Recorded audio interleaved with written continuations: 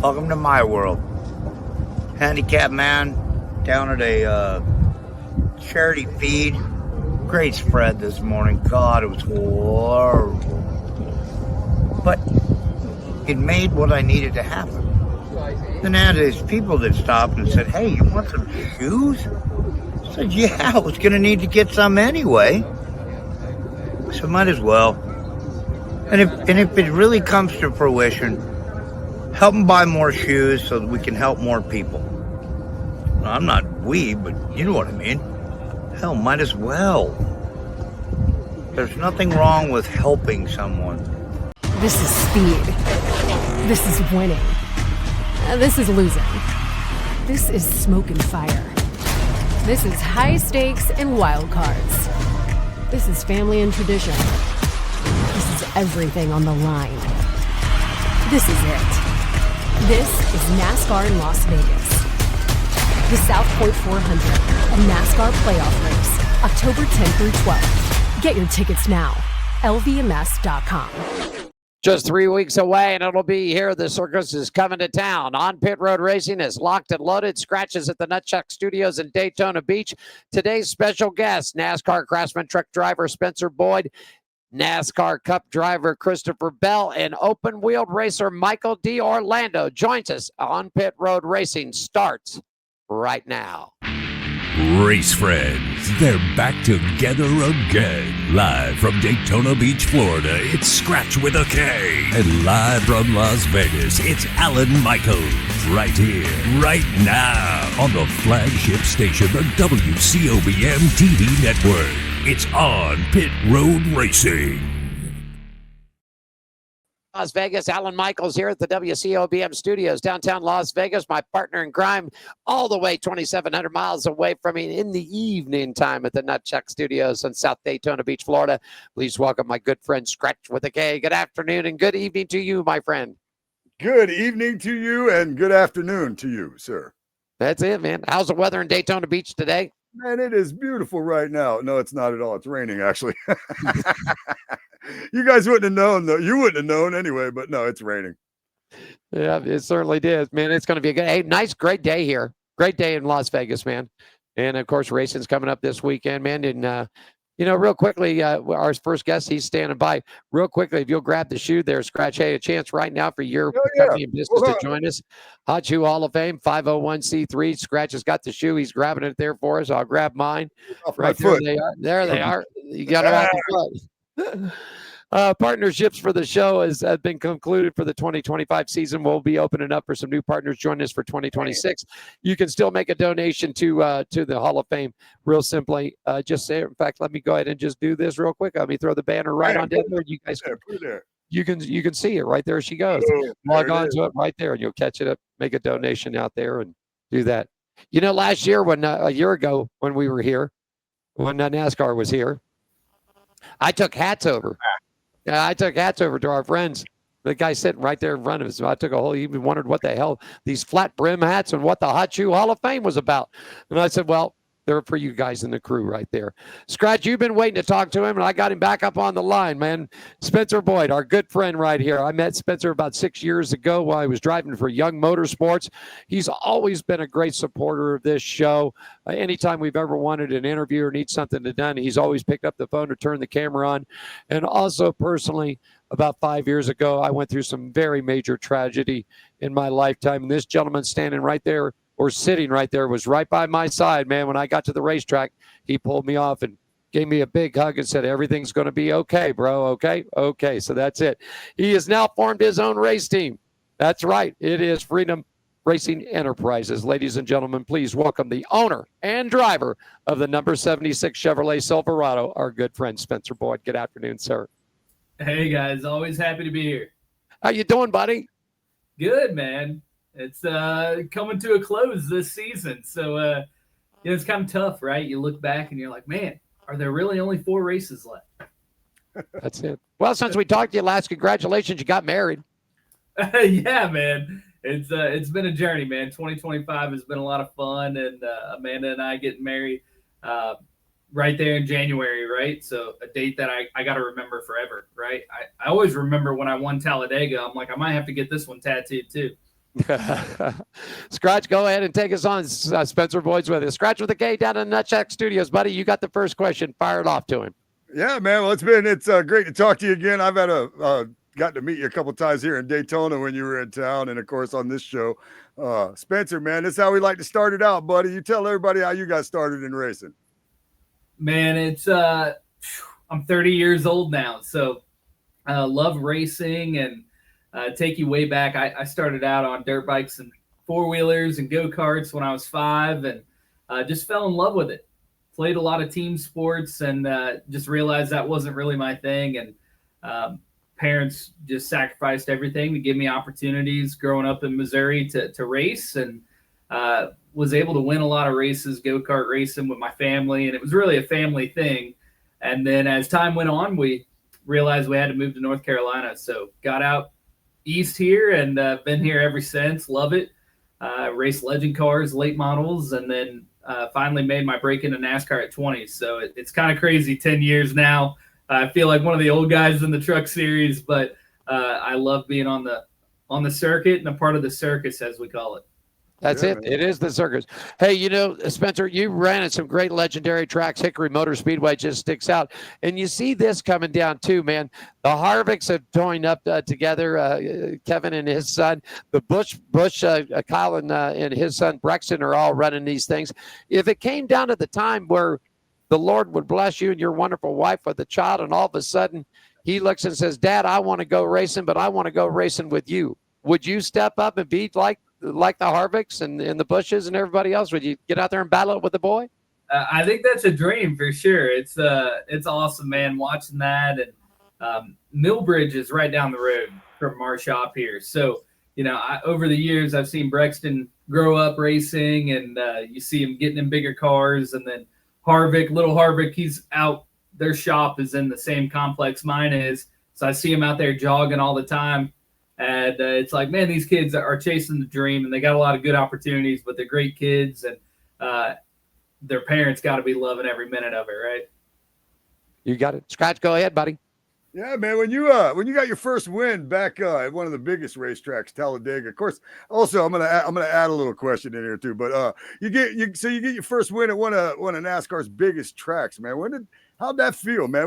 When did it hit you? Like right away, or when you were like, wow, I just won at Talladega? And second part to that question, because I've seen you running around the infield at Daytona, I'm just wondering if you ever run around the infield at Talladega, and is it really better than Daytona?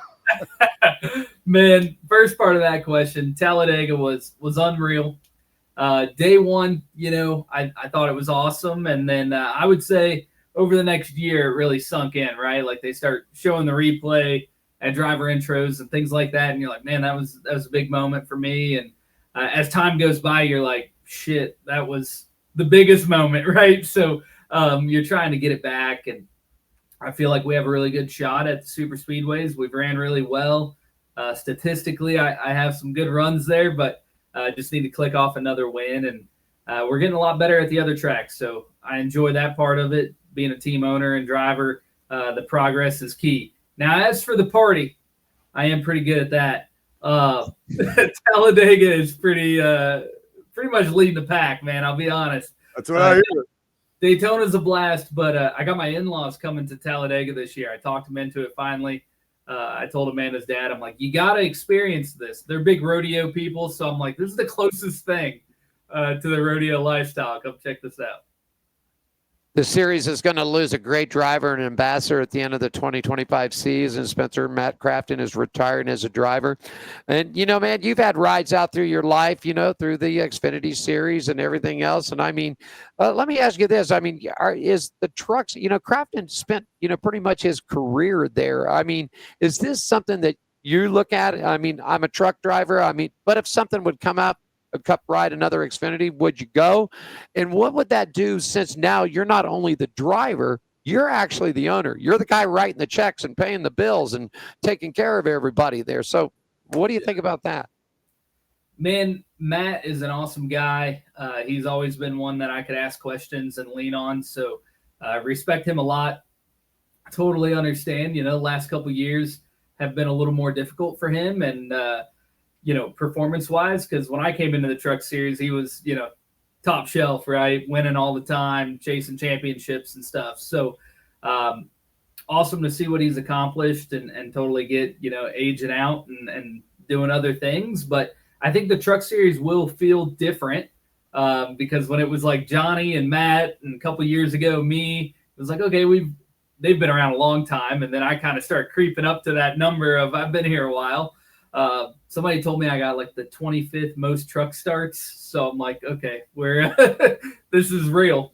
But what Crafton's done, I think we all would look at and say, man, to accomplish what he has would be amazing. I definitely consider myself a truck guy. I love it. Would I do Xfinity or Cup for sure? I definitely think I'll probably run an Xfinity race here in the near future.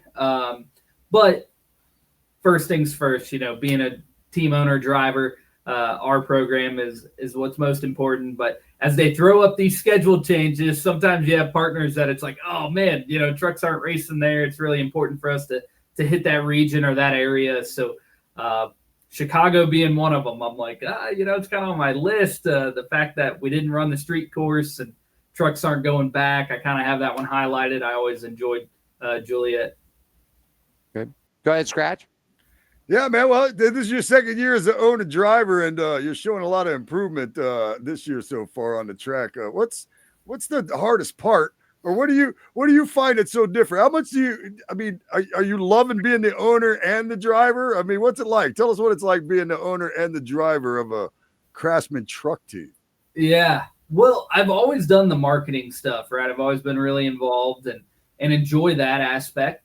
And drove for Tyler Young, and I learned a lot about the business, and that really is what gave me the, I guess, courage to say, hey, let's step out and, try and start our own thing. And here we are, year 2. I'll be honest, year 1 was stressful, very stressful. I definitely didn't really expect some of the challenges that we had. But all in all, I learned a ton.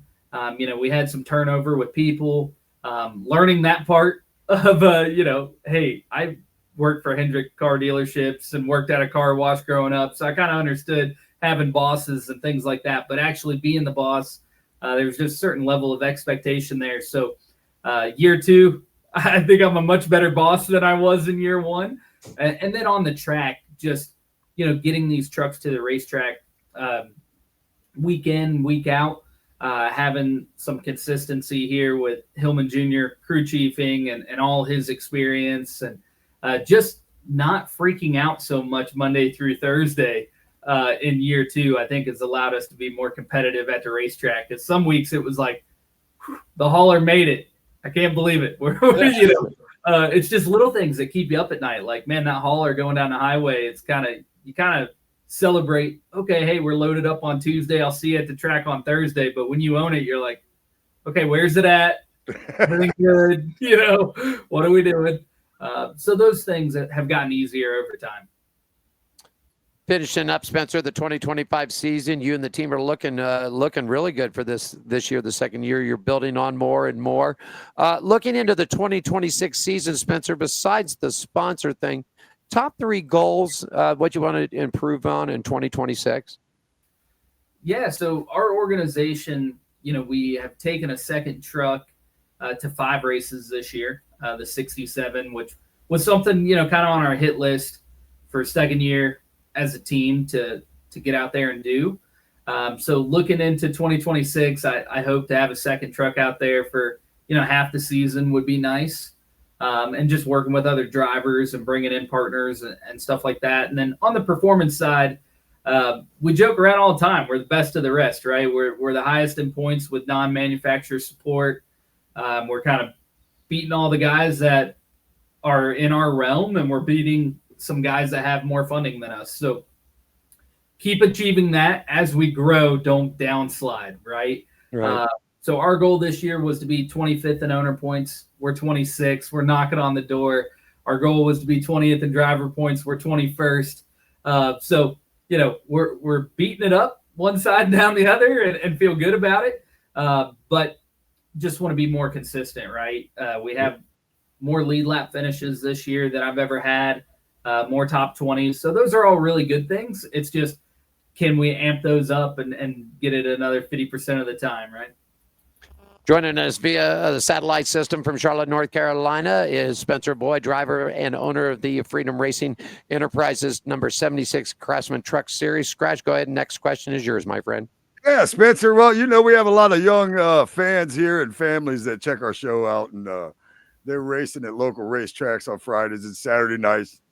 Just like you came up on. You got any advice or words of encouragement for anybody that's young that's trying to get into this thing?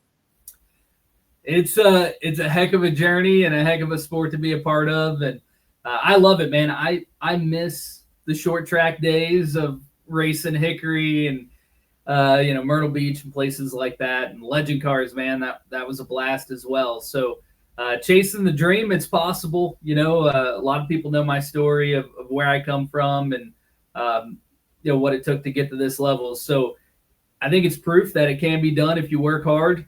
I just did a keynote speech out in California about hard work pays and stuff like that.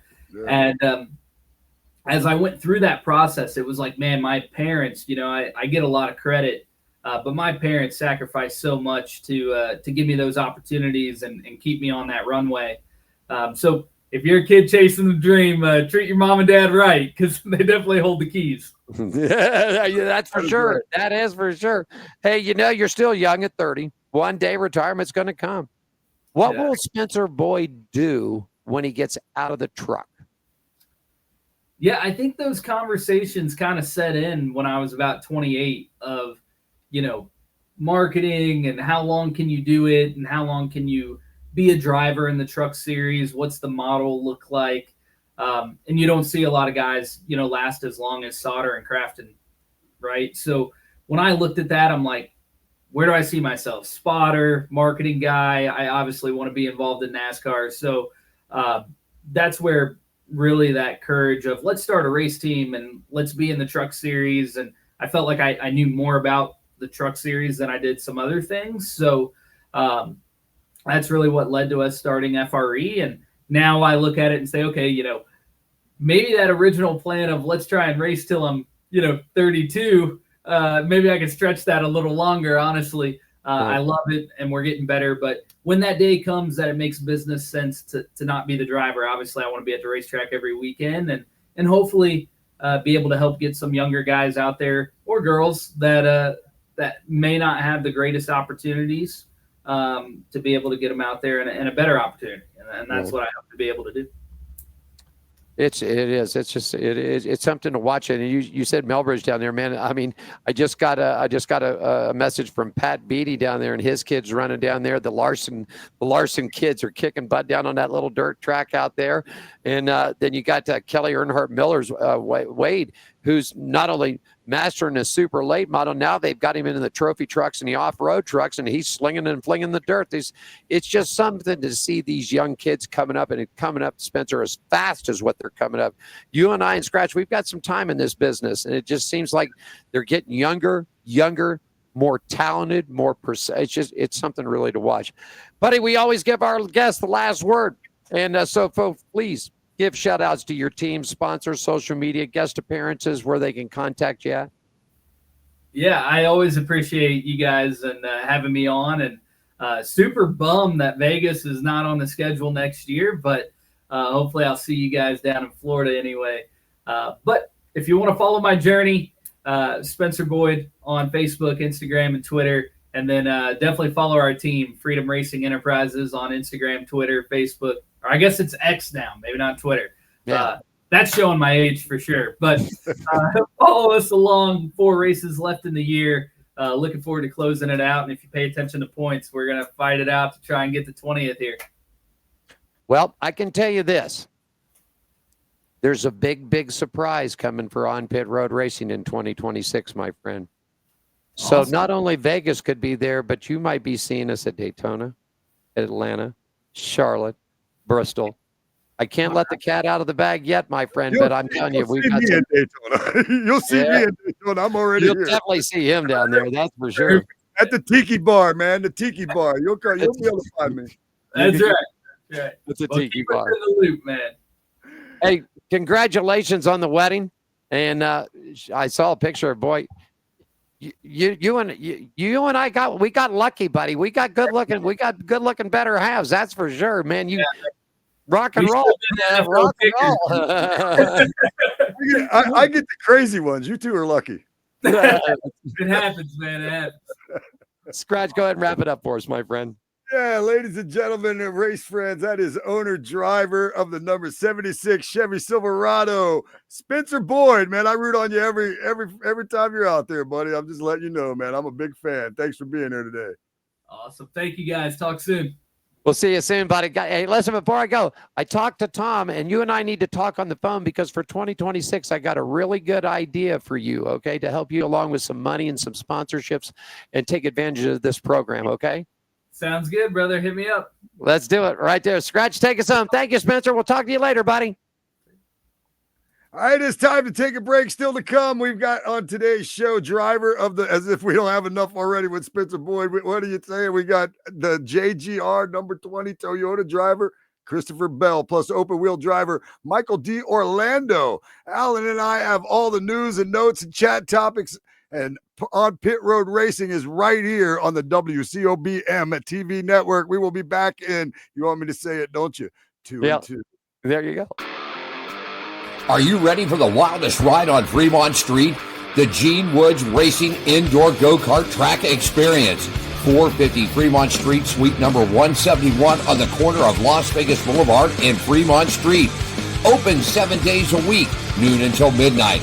Strap yourself in, pull your safety belts tight, and feel the power and the speed at the Gene Woods Racing Indoor Go-Kart Track Experience. Downtown Las Vegas, Fremont Street, 450 Fremont Street, suite number 171, right on the corner of Las Vegas Boulevard and Fremont Street.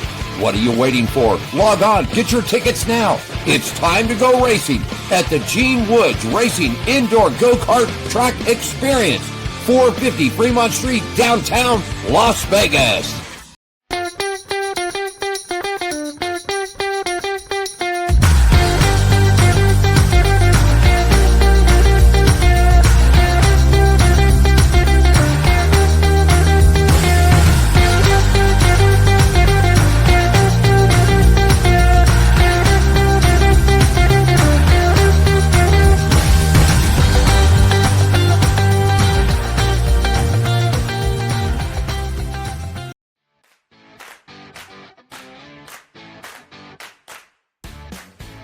At Hammered Harry's, we're not like other restaurants.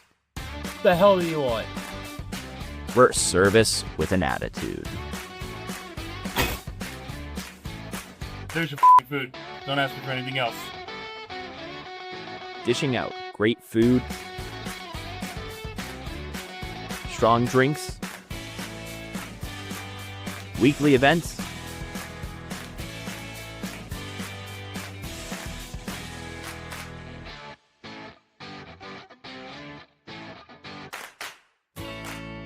and a hefty serving of sass.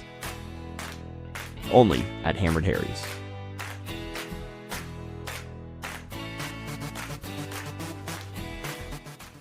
This is speed. This is winning. This is losing. This is NASCAR in Las Vegas, the South Point 400, a NASCAR playoff race, October 10th through 12th. Get your tickets now.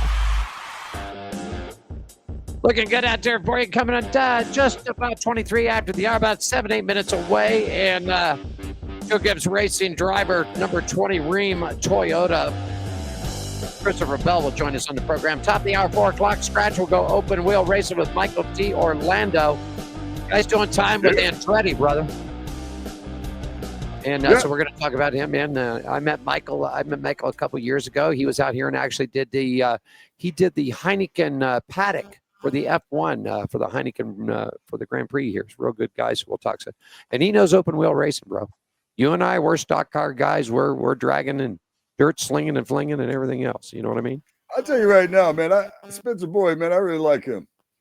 I really do. The first time I ever met him was in the infield at Daytona, and he was out, promoting himself. He does that, man. We're friends on Facebook. He's always promoting himself. He is definitely, that was why I wasn't surprised when the first things he talked about was the marketing side of it. because he is excellent at that. But man, what a good dude, man. Like when I met him, I was like, I like this guy, and I've been rooting on him ever since. Then come to find out he's friends of yours, and then I got to interview him one other time on the radio, and then we've interviewed him a couple of times, man. It's crazy how that works, but I love him, Just man. a great, Number 76. just a great guy all the way around, Skratch. You know, when I lost Abby about 5-6 years ago, I was really reluctant about going out to the track that weekend. And Jeff Motley called me up and said, Alan, he said, you don't have to do any interviews. You don't have to do anything. Just come out and be with your friends. And the first person that I ran into was Spencer Boyd. And he the news got around the pits, and he came up and just gave me the biggest hug. He said, Alan, everything's going to be okay, buddy. It's going to be okay. All right. Let's just enjoy racing today. And the kicker that you didn't hear the story that I sort of left it out, and I'll share the photo one day. I had a photo of my daughter that was taken, real nice photo, and I'd ask him if he'd put it inside the truck. Well, due to the cameras and television and everything else, there's only certain positions. So Spencer said, I'll tell you what, give me the photo. Spencer unzipped his racing driver suit and stuck the photo and folded it and put it over his heart. And he said, it's not going to be any good because I'm going to sweat. And I said, that's okay. Take her for one last ride. And he did. There you go. That's awesome. That's just a hell of a guy right there. Like I said, you didn't have to tell me that story for me to know he was a good dude, but now I think even more highly of him. Just all around a great guy all the way around. Hey, checking out Race and Weather. Skratch, you get set for around the track. Race and Weather brought to you by our good friends at Woods Family Sandwiches, 931 Pacific, Suite 106, Las Vegas, Henderson area. You want some more information about catering? Log on to Dayla Insight at worldwidewebwfsandwiches.com. NASCAR weather this weekend in the heartland of Kansas. Sunny skies all weekend long for them. Skratch daytime highs going to be up in the lower 80s, dropping off to the low 50s for the nighttime campers.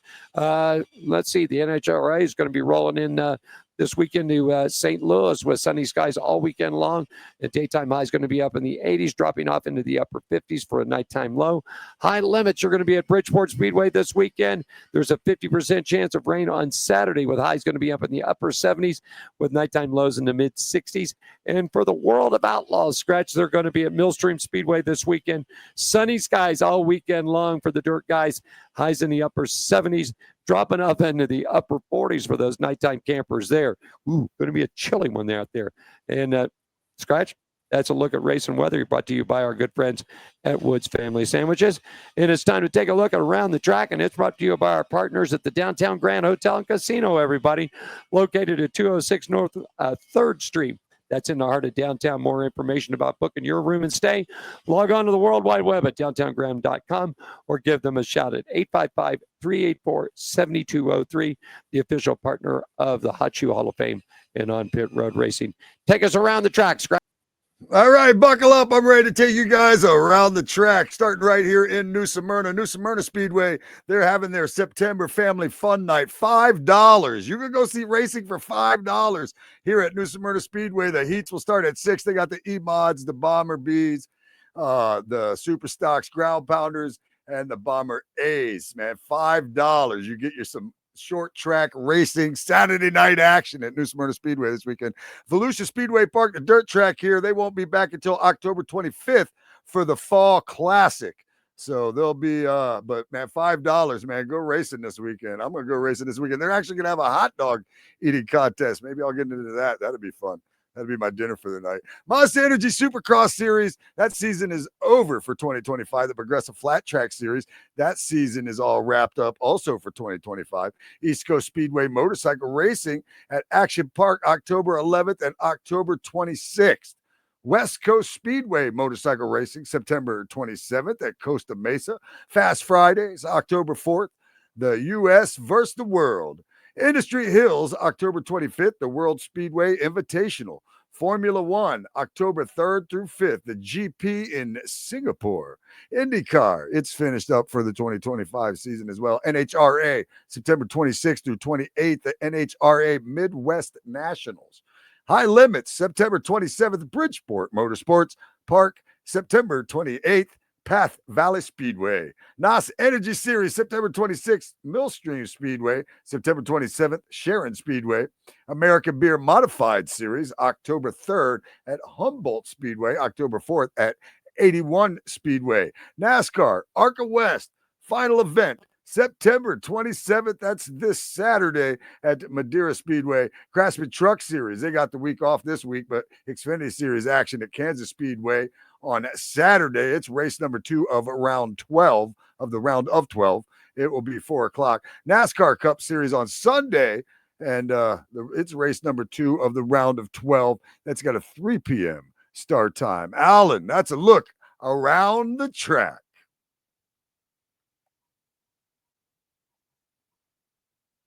And Around the Track is brought to you by our partners at the Downtown Grand Hotel Casino, 206 North 3rd Street, Las Vegas, in the heart of downtown Las Vegas. You can call them up at 855-384-7263. That's 855-384-7263. Or online at downtowngrand.com to book your summertime getaway. The Downtown Grand Hotel Casino, the official hotel of the Hot Shoe Hall of Fame and on pit road racing. You got it real quickly, too. Racing out here in Las Vegas, Tour Cars and Legends Scratch at the Bull Ring October 10th.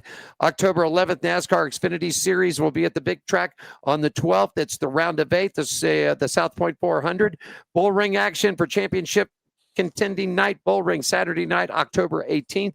NHRA returns for 2-wide racing October 30th through November 2nd at the Strip at Las Vegas Motor Speedway.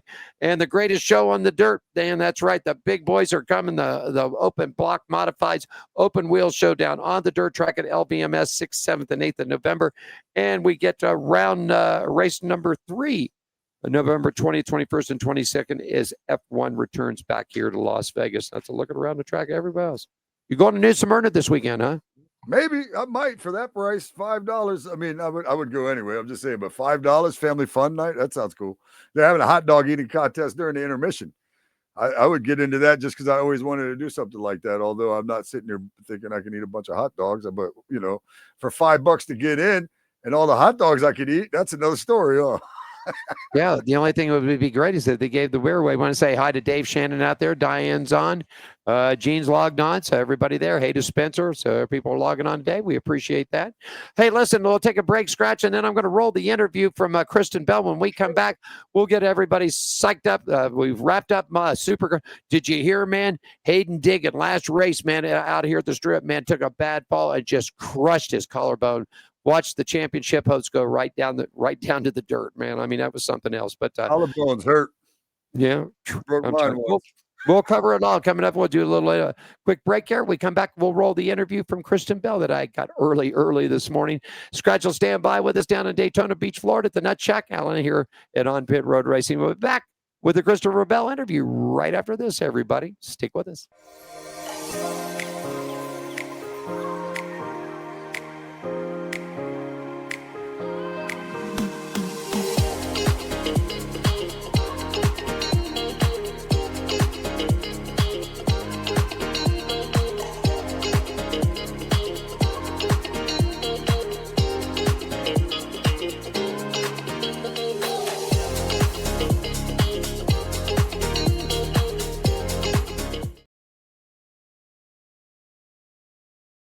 This is speed.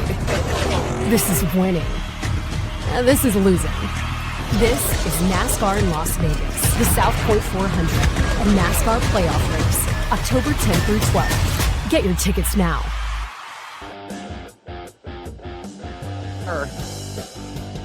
Out of the hour 3:30 here on a Thursday afternoon on Pit Road Racing is live. I want to thank Spencer Boyd for joining us earlier in the program today, man. Great guy out there. I always like talking to him. Our next guest is standing by right now, man. He owns 13 career wins in the Cup level. Most recently winning in 2025 the Bristol Night Race, September.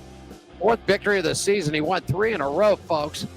Echo Park Speedway near Atlanta, Circuits of America, and Phoenix, becoming the 29th driver in history to accomplish this feat. He picked up a cool $1 million at the All-Star race back in May at Wilkesboro.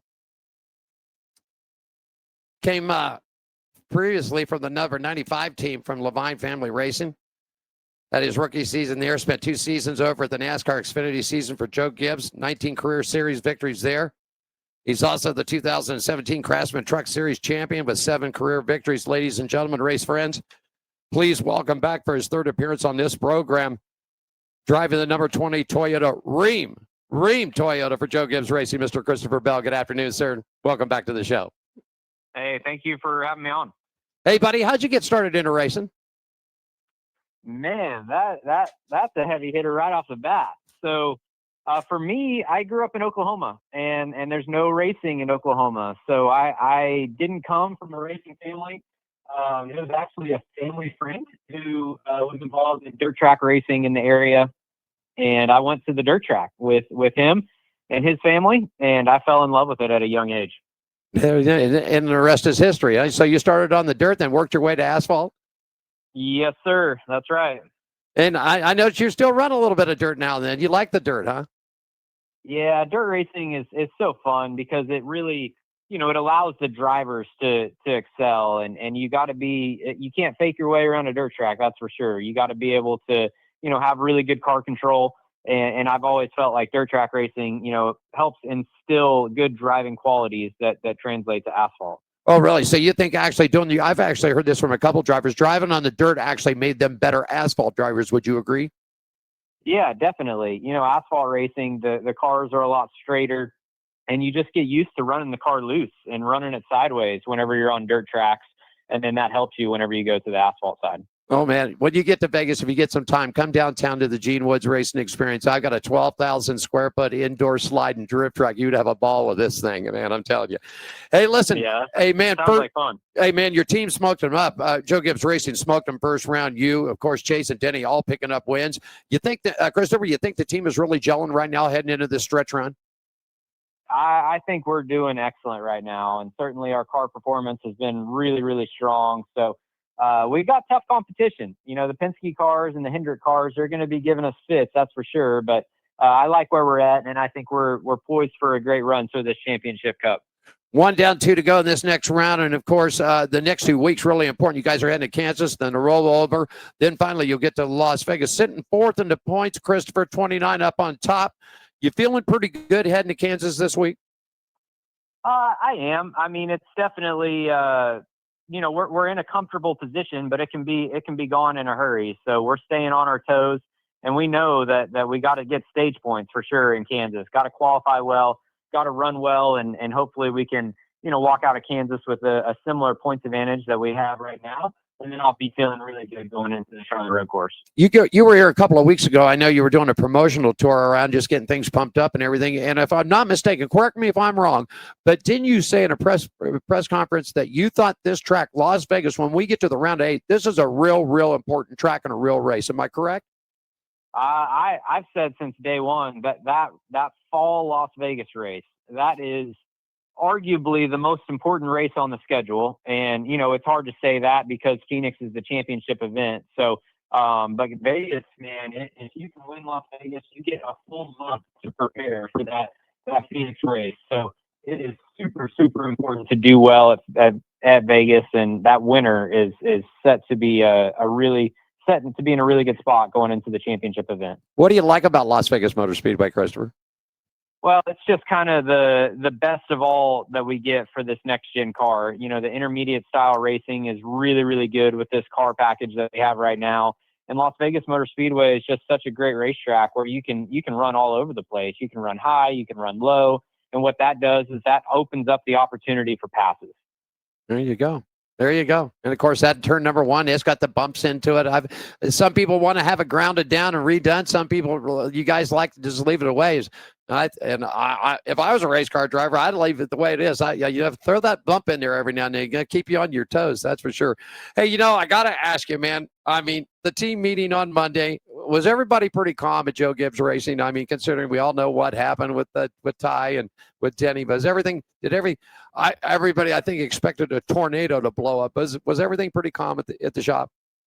Well, certainly there was a lot of conversation had, and we all have a part in how we race each other, and we need to do a better job of that. And certainly a line was crossed last week, and we don't need that moving forward. So I think we're all in a lot better spot, and hopefully we can race each other hard.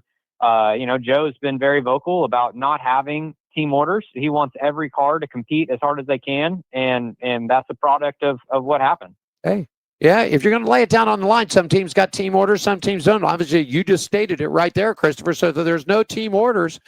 Well, racing's racing, man. I mean, that's what it is. I mean, I get Denny's point that Ty was back and really not in any contention or anything like that. Let me ask you this: if the shoe was flipped right there and the situation happened between you and Ty, would the outcome would have been the same? No, I mean, I don't think I've ever intentionally wrecked somebody in my career. Right. So, you know, I don't think I would have done that. It's hard for me to speculate, but I can tell you that I've never intentionally wrecked someone in my career. There you go. Hey, Christopher, we got a lot of young viewers and listeners, man, all coming up through the Bandoleros and the legend cars and stuff like that. Now, you cut your teeth on dirt tracks. If you wouldn't mind, take a minute or so. Could you give some words of encouragement about the kids coming up, the guys and the gals and their parents, what they're getting into in motorsports and what they can expect? Yeah, well, motorsports is, you know, certainly one of the, I mean, I might be biased, but it's one of the best forms of sporting that you can get into. And, you know, my words of advice and encouragement is, you know, if you want to continue to climb the ladder, you know, it's all about winning races. And, you know, if you win races, if you separate yourself from the competition, well, you're going to get opportunities. So, you know, stay after it. You're not going to win them all, that's for sure. And it kind of comes and goes at times, but, you know, stay after it and you'll do well. Our special guest joining us from Joe Gibbs Racing, and he'll be piloting that number 20 Toyota Ream Toyota when he gets out here to Las Vegas. Always give our guest the last word, Christopher. So if you wouldn't mind, take a shout out for your team, your sponsors, where people can find you social media wise, and where to find Christopher Bell and what's going on. Well, where you can find me, I'll be at Las Vegas Motor Speedway coming up here in a couple weeks. So hopefully we see everybody out there. I think it's going to be a great race. There you go, buddy. Appreciate your time, man. Good luck this week in Kansas, and of course the Roll Oval. And we'll stop by the pits and catch in with you here in Las Vegas. Thanks so much for your time, Christopher. Thank you. We'll see you out there. You Bye. got it. There you go. Special guest, Mr. Christopher Bell, joining us right there. And of course, we've got more of On Pit Road Racing going to come back with you. Skratch will join the program coming up next, right here at the WCOBM. This is speed. This is winning. This is losing. This is smoke and fire. This is high stakes and wild cards. This is family and tradition. This is everything on the line. This is it. This is NASCAR in Las Vegas. The South Point 400, a NASCAR playoff race, October 10th through 12th. Get your tickets now. LVMS.com. Are you ready for the wildest ride on Fremont Street? The Gene Woods Racing Indoor Go-Kart Track Experience. 450 Fremont Street, suite number 171 on the corner of Las Vegas Boulevard and Fremont Street. Open 7 days a week, noon until midnight. Strap yourself in, pull your safety belts tight, and feel the power and the speed at the Gene Woods Racing Indoor Go-Kart Track Experience. Downtown Las Vegas, Fremont Street, 450 Fremont Street, suite number 171, right on the corner of Las Vegas Boulevard and Fremont Street. What are you waiting for? Log on, get your tickets now. It's time to go racing at the Gene Woods Racing Indoor Go-Kart Track Experience, 450 Fremont Street, downtown Las Vegas.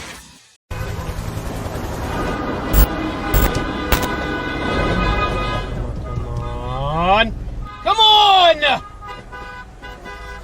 What the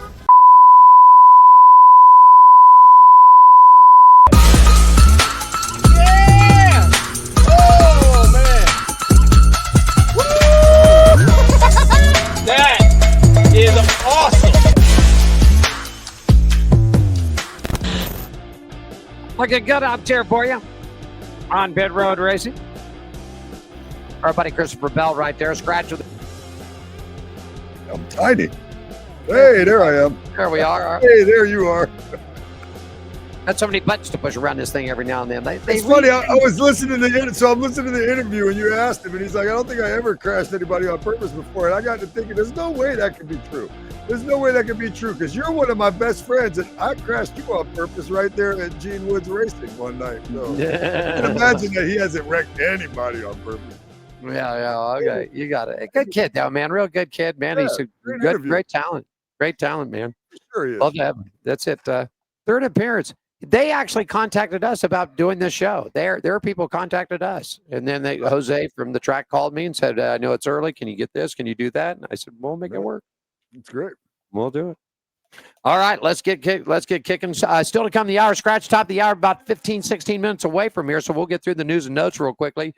Michael D. Orlando is going to be here, and the NXT driver for Andretti Cope Racing. It's like the Indy Light Series, and he's done some INSA stuff, open wheel. He's got great knowledge on it, F1. So we'll talk some open wheel stuff for him. All right. Yes, sir. All right, take us to it. Let's do motorcycle stuff, man. Motorcycle. Let's do motorcycle stuff. Yeah, motorcycle stuff. I like it. This segment is brought to you by the Hot Shoe Hall of Fame, celebrating and preserving the memories of great motorcycle racers and the motorcycle industry icons, past and present. For more information, log on to www.hotshoe.com, Alan. You got it. The Supercross World Championship Finals was held this past week on Saturday, September 20th of 2025 at the Strip of the Las Vegas Motor Speedway. The event, which capped off the Supercross season, saw Jet Lawrence win the 450 class and the championship, with Joe Shimoda winning the 250 class title. Key results for you: 450, Jet Lawrence won the championship, securing his third consecutive title scratch. Joe Shimoda won the 2025 SMX World Championships. Hayden Deegan, man, that's Haley's little brother. And, of course, their dad was big in the Supercross and the X Games and all that, man. This kid had a 32-point lead coming into the 250 class to win the championship. It was all his. Man, I think it was on the third or fourth lap, man. He took a spill and literally crushed his collarbone, man, which just took him out for the rest of that. So Connor Zillis just broke. Yeah. I'll tell you one. I don't know what was harder, man. I don't know. Him hitting that dirt. He fell a little bit farther than what Connor. I mean, both of them smart with a broken collarbone, but I'm just I broke a collarbone before. That's no joke. Yeah, it's no fun, huh? No, that's painful. You got it. All right. Yes. This segment was brought to you by the Hot Shoe Hall of Fame, celebrating and preserving the memories of great motorcycle racers and the motorcycle industry icons, past and present. For more information, log on to www.hotshoe.com. Big event coming up for us on Saturday, January 31st. The Meacham Motorcycle Auctions will be here, and it'll be around the Hot Shoes 6.0. It'll be the sixth one. Little NHRA news and dirt racing. Let's get to that. How about it, buddy? Yes, sir. Time for a look at the NHRA. This segment is brought to you by Hammered Harry's. Good food, fun times, service with an attitude, and home of the $5 Margarita, 450 Fremont Street, downtown Las Vegas. They got comedy there on Thursdays. That's today. Yeah, man. I might have to go get me a margarita after the show today. Hey, funny car points leader Austin Prock won his first of four wide playoff races, the NASCAR or the NHRA history. At the NHRA four wide Carolina Nationals, Justin Haley top fuel, Dallas Glenn in the Pro Stock, Richard Gregson in Pro Stock motorcycle, all won at the ZMAX Raceway. Only five races left in the 2025 season. Scratch. Here's the top seeds. Doug Coletta leads Tony Stewart by 19 points in top fuel. Austin Prock over Fast Jack Beckman by 23 in funny car. Dallas Glenn leads Greg Anderson by 62. Matt Hagan is up on top of Gage Herrera, and a two-way tie for second and third with Gage Herrera and John Hall 6 points back, taking it down to him. Scratch. That's a look at the NHRA stuff for you, buddy.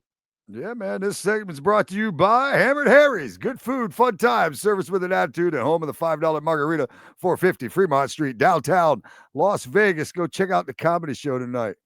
Tell them Scratch said hello. Can you be rude? I think that's what they named it. Are you rude, or can you be rude, or something like that? Oh, it's something like that. It is. It's something. It's you know what?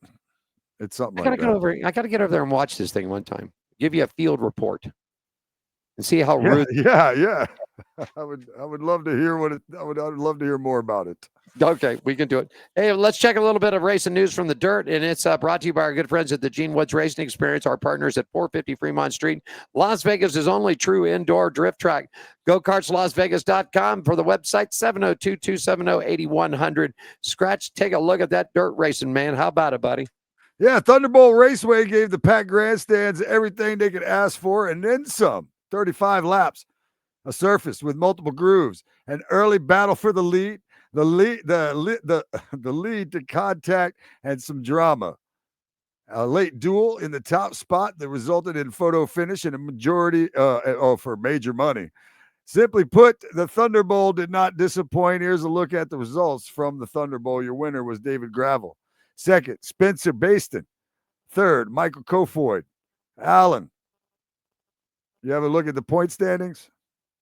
Take it, tell us about the point standings too, buddy. Oh, you want me to? Okay. All right, I see that. David Gravel in first, Michael Kofoid in second, Carson Macedo is in third. The World of Outlaws American Beer Series is back in action at Humboldt Speedway October 3rd. The updated standings for that is Bobby Pierce is in first, Nick Hoffman second, and Ryan Gustin is third. You got it. Segment brought to you by our good friends at the Gene Woods Racing Experience, 450 Fremont Street. Las Vegas' only true indoor drift track out there for you, man. Stop down and see him. Skratch, High Limits is getting ready to roll too, man. Rico Brew. This kid is unbelievable. And signed with Tony Stewart for next year in the dirt tracks, man. I'm telling you, in dirt racing, this kid is unbelievable. Tell us a little bit about it. Yeah, this report is brought to you by Red One Scooters. You need some mobility help? Contact our good friends at Red One Scooters, 702-713-0587 to make your reservation. You need to get around? Call Red One. Allen, what's happening with the High Limits? Talk to us. In a role reversal, Friday night's finish at Eldora, man. The Four Crown National Final once again came down to Aaron Retzel and Rico Abreu. The number 24 getting the best over the 87 in the late stages on Saturday's show, earning the pole positions in the primary actions. Buddy, I'm just telling you, this guy is, I'm telling you, this Rico is something else. He has come up. Brad Sweet has led the points all year long. All year long, he's led the points. But it's come down to it, man. With 7 races left to go, it's Abreu up on top, leading Brad Sweet by 72 points, man. I was really bummed. They led the High Limit Series. The opening event was here in Las Vegas, the same weekend that they had racing going on over at the big track. And so we got caught, and then it got raining on one night. It washed it out. I really wanted to get over and see those guys. They're good racing, man. Good racing. I like it. Right on. All right. This report brought to you by Red One Scooters. You need some mobility help? Contact our good friends at Red One Scooters, 702-713-0587 to make your reservation. You need to get around. You call Red One. You got it. Hey, segment brought to you by Las Vegas Motor Speedway. Skratch is going to hook us up. LBMS.com. NASCAR returns for the round of 8. The South Point 400 weekend, October 10th, 11th, and 12th. NASCAR also going to be rocking and rolling because you'll have Xfinity at the big track on Saturday and the Cup Sunday. And, of course, the ARCA Series, SRL Tours, the Legend cars will all be running. It's going to be the Harvicks, man. Keenan and Kevin Harvick at the Bull Ring on Friday night. And I think I looked at last. I think little Keenan's got Kevin's number. I think out of the 5 races, I think he's up 3-2. So that kid is rolling. Skratch, get us all updated what happened in New Hampshire at Lobsterville up there for NASCAR weekend, buddy. Lobsterville, buddy. Lobsterville. NASCAR Craftsman Truck Series. Facts from Lobsterville, New Hampshire. Corey Heim, he won again his 20th victory in 85 Craftsman Truck Series race and his 9th victory and 17 top 10 finish of 2025. This is his first victory, a first top 10 finish in his series debut at New Hampshire Motor Speedway. Chandler Smith, he finished second. Lane Riggs was third, and in his series debut at New Hampshire. Giovanni Agario, he finished fourth. He was your highest finishing rookie. Your Truck Series Driver Series points after race 3 of 3 in the round of 10. You got Corey Heim on top. Lane Riggs is second. Ty Majeski's third. Daniel Hemrick is fourth. Grant Empfinger is fifth. Tyler Ankrum sixth. Caden Honeycutt, he's seventh. Rajah Caruth is in 8th, so he is on the bubble now, and missing the round of 8 was Chandler Smith in the number 38 and Jake Garcia in the number 13. The Xfinity Series, the standings after Bristol, race 27 of 33. Connor Zilich, he's kicking everybody's butt. He is on top. Justin Allgaier, he is in second. Sam Mayer, third. Carson Guapo is fourth. Harrison Burton, he's in fifth. We weren't even sure if he'd make it in there. Look at him. He is in the top 5. Brandon Jones is 6th. Shelton Creed is 7th. Taylor Gray is 8th and currently below the elimination line. Nick Sanchez, Jesse Love, Austin Hill, and Sammy Smith. In the Cup Series, Ryan Blaney, he got himself a win. He's locked in. It's his 16th victory of his 372 Cup Series career. It's his third victory and 17 top finish in 2025. It's his first victory and fifth top 10 finish in 13 races at New Hampshire Speedway. Josh Berry, he finished second in New Hampshire. It's his sixth top 10 finish in 2025. William Byron, he finished his third. Riley Herbst, he was the highest finishing rookie, and he finished 22nd. Ryan Blaney is leading the point standings over William Byron. Third is Kyle Larson. Is that right? Yeah. Third is Kyle Larson. Fourth is Christopher Bell, Denny Hamlin, Joey Logano, Chase Elliott, Chase Briscoe. Outside the top 8 is Ross Chastain, Austin Cindric, Tyler Reddick, and Bubba Wallace. Yeah. NASCAR News and Notes brought to you by our good friends at Las Vegas Motor Speedway. The round of 8 gets kicked off October 10th, 11th, and 12th at the big Speedway. Get tickets, camping, all the information, lvms.com, man. Coming up towards the top of the hour, about 5 or 6 minutes away, Michael D. Orlando is going to be joining us. So we'll talk a little open wheel racing. Did you catch anything last week? I'm telling you, Penske cars, first 3 races, the Toyotas were tough, but boy, the Penske cars were tough to beat last week, Skratch. I'm telling you. Got my Red Bull. Yeah, well, they definitely got a boost now. They're definitely out there, letting people know they're here. They're here. They haven't given up yet. Yeah. We'll see. We'll see what happens. Dangerous this week. Every week seems to be different. Yeah. No major, really. I looking at things to chat about, and really wasn't. That's why I sort of left the second half for you, me, and Michael. We'll talk a little open wheel racing and stuff. I mean, besides the lawsuit thing and everything else, I mean, they've all just give up on you can keep writing about this and talking about it, but nothing's going to be decided until after December 1st anyhow. So let's just all go racing and let the court settle it out. I mean, I get Hamlin's, and I get, the big shakeup on this is that Tyler Reddick is really pulling the chain on this because he's got it in his contract, man. He ain't racing for nobody unless they got a charter. So, I mean, this is going to be interesting to see because there's a lot of deals. There's a lot of deals, a lot of money, a lot of stuff on the table here that I don't think a lot of people realize. You know what I mean? Yeah. I get it. But what if they don't have a charter? Is there a chartered team that's got room for Tyler Reddick? I don't know. Probably one coming up. Probably one coming up. Could be. Do they can they survive without a charter and without Tyler Reddick? There's probably somebody could get in that seat. I'm just saying, there's somebody can get in that seat. It's all That'd about be the money. competitive. I mean, I'm just randomly, love. Yeah, it's all about it. It's all about that money, man. I saw an interview with Kyle Busch. He said, "You come 6-8 million, go to Joe Gibbs. He'll find you a ride. Bring the money." Yeah. That's the way it is. Well, I don't know. We'll see how it goes. I'm excited to see how it goes. I mean, I've always, like I said, believed one way, about the kind of the monopoly or the like it being like the mafia, like a family, not in a bad way, just that they just run. It's theirs. You know what I mean? To do whatever with. And so I kind of always have felt the monopoly side of it. And this is the first time it's really come out.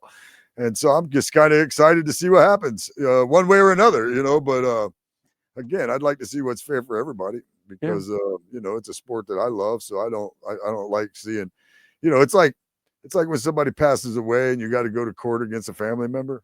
Yeah. You know what I mean? It's kind of what it seems like to me. It's kind of sad to see, a sport I love so much, fighting within. It all needs to stop. It's just ridiculous. It's just totally ridiculous. Our special guest joins us right there. He is. Say hi to Michael D. Orlando. Good afternoon, sir. How you doing today, buddy? I'm doing great. How are you? What do you think, man? I've said this last because you know what? Skratch and I were talking. We're stock car guys. We're drag guys.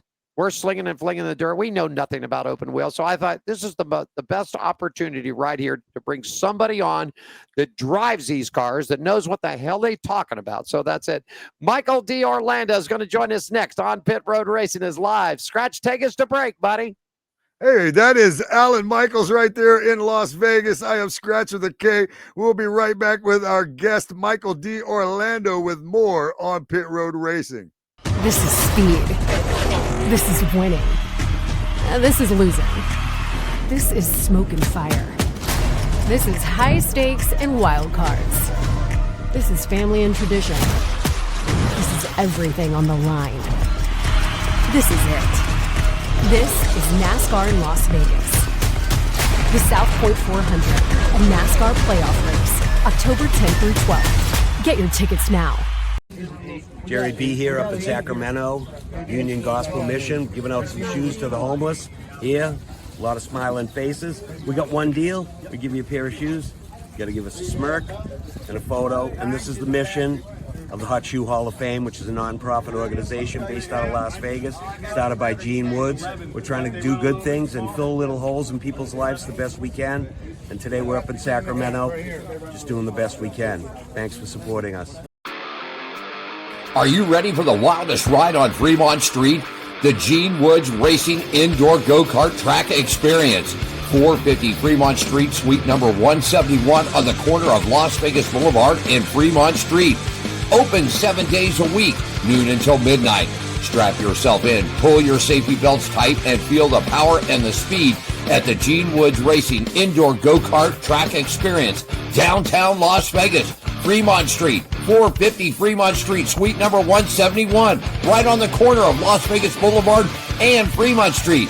What are you waiting for? Log on, get your tickets now. It's time to go racing at the Gene Woods Racing Indoor Go-Kart Track Experience, 450 Fremont Street, downtown Las Vegas. Yeah, that's it. Skratch with a K. There he is. Michael D. Orlando's in the middle of yours truly. Skratch, I owe you one when you get out here, buddy. You do. I owe you one. You do. Michael, he was out here a couple of years ago. We got on the drift track, and I said, it's a drift track. So we come out of the backstretch down the front, and he decides he's going to throw the bumper and slam me into the first wall. Payback as hell. I won, though. Winning is how you have to do everything. it sometimes, you know? Winning is Love and everything. racing. Winning is everything. That's it. Winning is everything, even if it's at the cost of your friends. Yeah, that's it. Cost of your friends. I'm so old, and it's unbelievable. Skratch, you got the intro on the first question. Take it away and bring our guest in first, please. Yeah, man, this guy right here, our guest today, he is a 2002 USF 2000 champion. He actually won his final race, or was finished third in his final race at the Circuit of America. He spent the last 2 seasons, 2024 and 2025, racing the IndyCar NXT Series for Andretti Cope Racing. Race friends and race fans, please welcome to the show, Michael D. Orlando. Welcome, sir. How are you guys doing today? Now we got some people in the crowd. There they are. It's the first time we ever had a crowd, I think. Yeah, that's the first time we had a crowd. Thanks for having me on. Go ahead, Skratch. Yeah, man. Why don't you tell us how you got into racing, buddy? Oh, I mean, it's quite the story. It started at 6 years old, though. Right You know, my brother and I, we both started at karting around the same time. He's a year younger than me, so when he was 5. And growing up in New York, there's not really much you could do in terms of racing up there. So other than like northern New York State or out west at Watkins, but when we loved watching motorsports like pretty much throughout the entirety of our youth, and you know, F1, IndyCar, NASCAR, IMSA at the time, and then like we just absolutely got addicted. So for one of our birthdays when I was like around 6 years old, we went up to this place called Oakland Valley Race Park in Cuddybackville, New York, where Nick and I did like a little race school in kid karts. And ever since, we just fell in absolute love with it. And then, you know, our first race, our first ever race in a go-kart, I finished third or something like that. And the owner of the track came up to my mom and dad, and they're like, all right, well, we've got good news and bad news. The good news is your kids are pretty good at this, but the bad news is it's pretty damn expensive. So that started essentially the lifelong journey of, you know, trying to make it in motorsports. And for me, I'm super close, and I'm trying to make my career all the way to IndyCar. I was going to ask you the next question up. Has open wheel racing always been your thing, Michael? Yeah, it's always been a big thing for me. I've loved Formula One, and over the years, I've really grown fond of IndyCar, and as well as the IMSA circuit as well. So that, while my roots stay true to open wheel, and I'd love to go run a full season of IndyCar and even run the Indy 500. and potentially win one of those two. I'd love to take a sidestep into some endurance racing at some point too, because that's always been a huge fascination of mine too. Favorite racetrack that you've been on and a racetrack that you want to race on? Ooh, that's such a tough one. I'm gonna say, in terms of how much fun a circuit can be, Mid Ohio is definitely like up there in terms of how much fun it is to drive. Not only have I performed really well there and throughout history, but it's always a really fun race, and it's just such a handful. Like you have two straightaways back to back, and then from turn 4 all the way to the front straight again, you're just nonstop hustling the car, nonstop turning, and you're pulling serious G's through the high speed left-handers. So that's a super fun track for me. And then a track that I'd love to drive is Long Beach. I haven't driven there yet, and that is 100% my number one gotta drive track. So at some point I'm gonna be racing Long Beach, and I don't know when, but hopefully soon. Skratch, go ahead. Why do you think? I'm gonna before I ask you this question. What about you mentioned endurance racing, so I just made me think about the Rolex 24 here at Daytona, which I go to a lot of times. What do you think about running something like that? Oh, I'd love to. I'm actually trying to look at an LMP, like into LMP2 this year. There's a lot of, I guess, movement in terms of drivers in that class, and I see that a lot of drivers from Indy Next take that sidestep into LMP2. So I'm hoping that I can get a seat for next year in an LMP2 program. I'm hitting the ground, hitting the.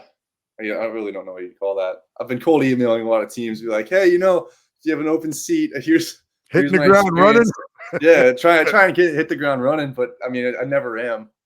Yeah, well, it'd be cool if you got to run that, man. It's something I like to go to here in Daytona, and I enjoy it. Why do you think that's always been a big dream for me, though? I've been the past few years. I think 2023 was my first year that I've gone. So 23, 24, and 25, and I'm blown away by it every year. Yeah, it's so awesome. It is. If you haven't gone, anyone listening, if you haven't gone, you have to go. It is one of the most exciting, most involved races ever. It's so much fun. It is. I love the Rolex. It's one of my favorite races. I mean, I go to a lot of NASCAR races, stuff like that, but it's one of the favorite races that I go to every year too. It's fun. It's just different, man. It's cool.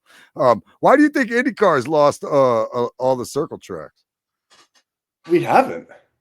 We've got a lot of like the mile to 1.5 mile ovals.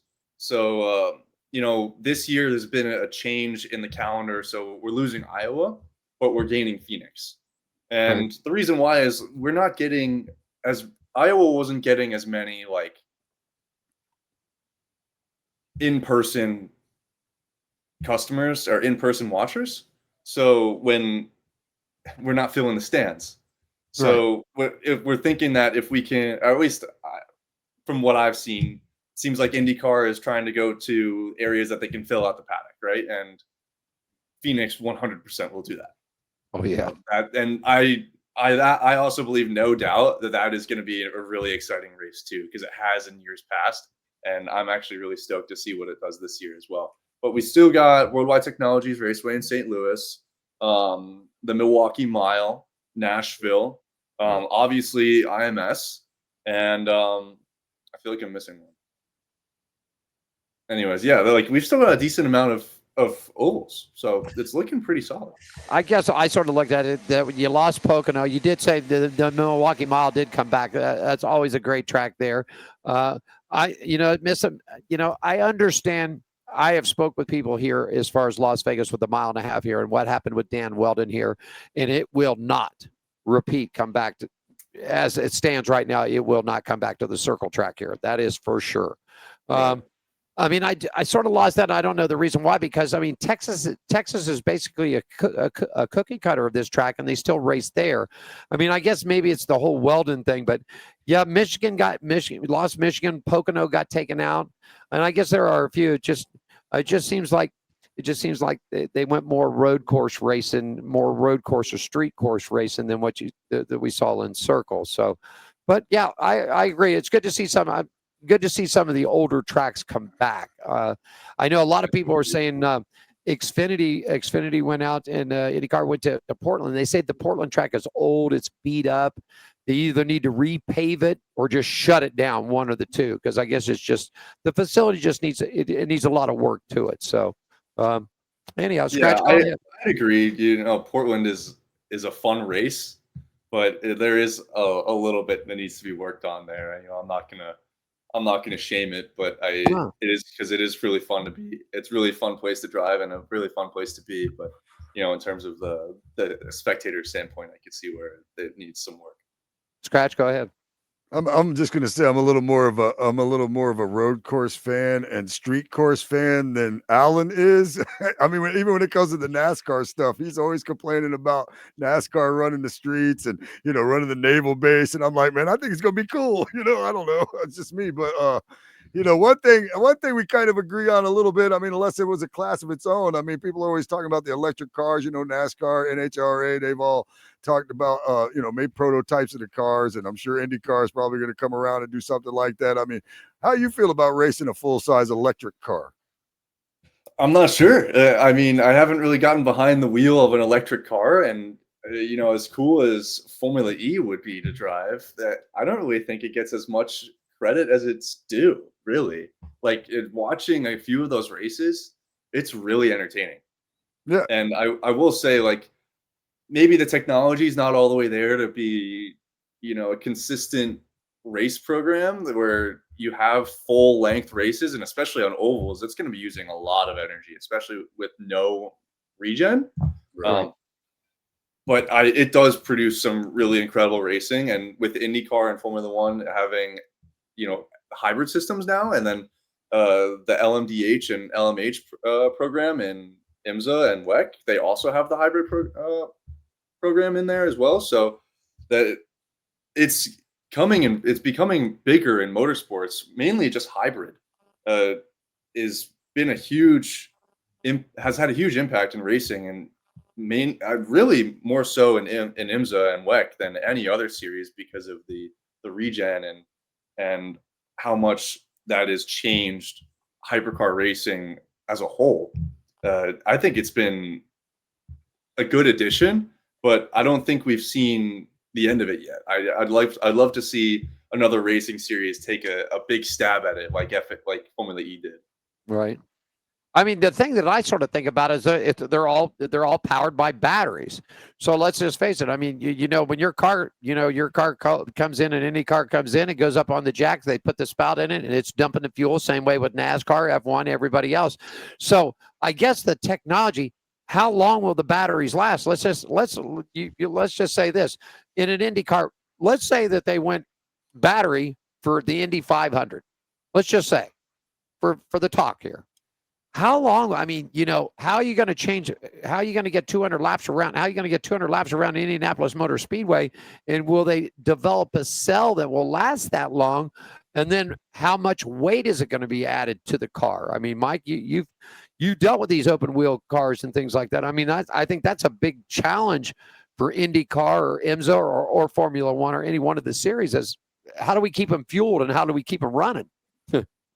It seems like that's not really, I don't think that's feasible now, where you could be running all 200 laps of the Indy 500 on one, I guess, energy punch, right? You Right. need some of that regen from the motors and the braking, and you don't get that on a super speedway. Plus, I don't think we're quite there technologically yet to have the efficiency on electricity, to have all of the power, all of the lightweightness, and the distance and range that the cars should have to finish these types of races. Right. So we're getting there, but that's why I think hybrid has taken a huge push forwards, because they're trying to develop all of this these electronic motors and batteries, meanwhile still keeping the heart of internal combustion. And Right. I don't think internal combustion is ever going to go for motorsports. While while transportation every day is going to be changing a lot, I think internal combustion's here to stay for motorsports. I mean, to me, Skratch and Michael too. I mean, there's nothing better. I don't care what series you go to, whether you're going to NASCAR, NHRA, IndyCar, Formula One. I've been to them all. World of Outlaws. There ain't nothing better, man. When they fire them up and that smell of that fuel rolls off and the engines are firing up, and the first lap or so around that track, and you start to feel that Firestone or that Goodyear tires start to burn up a little bit. That smell. That just juices me up over everything. When I'm taking a walk in the pits and they fire them up and the smell and everything else, and I just see electric car. There's no smell. There's no this. I mean, plus, I don't know. You lose the most famous words in racing. Drivers, start your engines. Like, if they fire up the engines and you hear it, all you hear is that's not really that exciting. When you fire it up and you hear that big honking V8, it's like, yeah, we're ready to go. Alan's more afraid they're going to replace what we're watching racing now with electric cars. I wouldn't mind. I don't mind seeing a class of, like if NASCAR's fourth class was electric cars, I wouldn't be like, oh, boo, you know what I mean? But, at the same time, like I said, I think Alan's a little more concerned about the fact they might replace all the good stuff with it. But no, you're right. I don't think so. No, the smell of gas and rubber and the noises, and that's all part of it, man. Yeah, it's that whole experience, the product is what we have now, and I don't think electric is really gonna be the way forward 100%. Maybe I want to ask you, any surprises in the IndyCar series this year? I mean, Ganassi Alex, the whole crew. Wow. I mean, any surprises at all? Did you see this, the way this, he just dominated, bro. He dominated.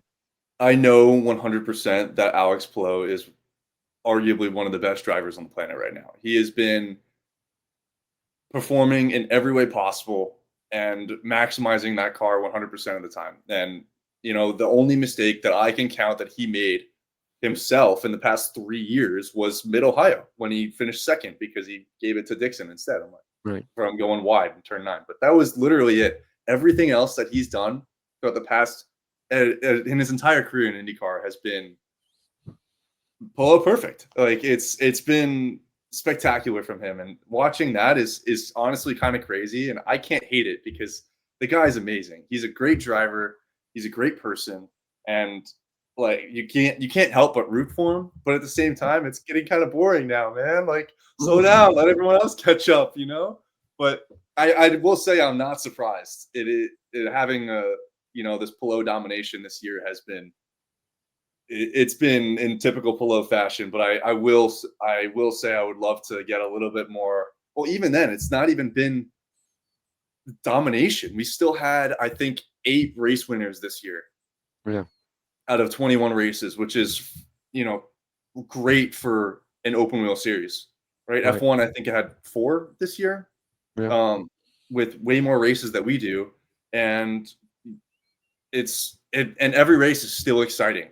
You watch any race, it'll have 5-6 different winners, and then you have Palou win. But the race up until that last 10-20 laps is just super exciting. People changing leads, pit stop battles in and out, and there's always some crazy yellow that happens. And IndyCar has just been so exciting to watch this year. And then you're like, oh, okay, well, Palou won again, but the race was still really exciting. Yeah. And there's been so much of that recently. Kyle Kirkwood on his once again with his tears on the street circuits, and then Joseph Newgarden been an absolute rocket on ovals, as he always is. And then he's had a little bit of a misfortunate season, but everyone kind of has a specialty, and each team has a specialty where it offers different drivers the opportunity to go and fight for a win at different races, and it creates such a great season to watch. And I had a blast watching it this year. But yeah, it's at the end, it all comes down to Palou winning again. I'm like, oh, man, great for him. But I'd love to see, another team go head to head, have someone 100% fighting for the championship the entire time. Right. And I think that would create like an extra level of just excitement and everything else that comes along. Right. You're absolutely right. Scratch, get ready for a question, Mike, and then I'll turn it over to Scratch. I want to dip a little bit into F1. Well, you just said winning it all. I mean, you look at Max V. I mean, my God, who can stop him? I think the big question here, and I want to ask you, because you've been in with Open Wheel, is Lewis Hamilton's days done? Is he done? I mean, everybody thought the move to Ferrari might open up another window, but I mean, I think he's currently, I think I looked last, he's 5th or 6th in the standings. Is Lewis done? I don't think so. I think Lewis is going to stay for a while. I don't think he has anything to prove. I mean, he's had such a great many years with Mercedes, and even with his first championship at McLaren, like he's great. He's one of the best, and I do think that he's not done with Ferrari. And there's coming with the new 2026 regulations and the new car. Everyone's back on that even playing field, like we saw in 2022, right? And then I remember in 2022 that Charles Leclerc Max Verstappen fight was really close for the first few races, and if Ferrari doesn't really get behind that curve again, or let's hope they don't get behind that curve, I could see Leclerc and Hamilton coming back and fighting for race wins starting in 2026. So I'd be really curious to see how that unfolds next season. So I don't believe he's done. I still believe he's pushing to get some more good results. Scratch got a question. Go ahead. Yeah, man. What do you like better, circles or road courses yourself? That's an impossible question. While I do love oval racing, like right, you can love both. Just I know you like one better. Yeah, I at heart I am a circuit guy, right? I love circuits, and if I had to pick a circuit or oval or a street course that I would have that this weekend, if I got one race to race, I would pick a street circuit. Okay. I love street circuits. There's my most favorite. But when it comes to racing, there's nothing more exhilarating and mentally challenging than an oval.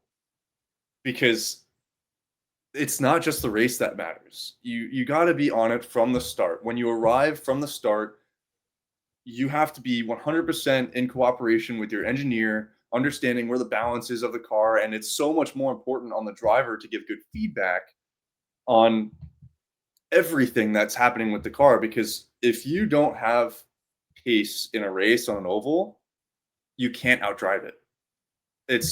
You're at a limit. Right. So it's so important for you to start off really strong. And if you don't have a good start, like a good starting point, you have to work even harder with you and your engineer to bring that car up to pace again. And then in addition, when it comes to the race, there's so much tactics that is involved with how to get by the guy in front of you, because you don't have like push to pass or like DRS, and we still get aero wash in the corners. So dipping a wing here out and in, understanding how to use picks with traffic. All of that stuff adds up. So it's not just, you're trying to catch the guy and you're trying to pass him, or you just or a late break send. And while I love those, and battling side by side for multiple corners on a circuit or a street circuit is super fun, like the racing element of ovals is just a different level of involved and strategy. And I love that part of it. But when it comes down to overall experience for me, street circuits are 100% my favorite. Getting so close to those walls, pushing the limit of the car, knowing that if you go just a little bit too far, you're smacking the wall. And I find that to be so fun. Would you say your strengths are in street racing then? Also? I'd like to say I'm a pretty well-rounded driver. I'd say if you were to pick my best results, they typically come on street circuits. Well, in Indy Next, they came on street circuits and ovals.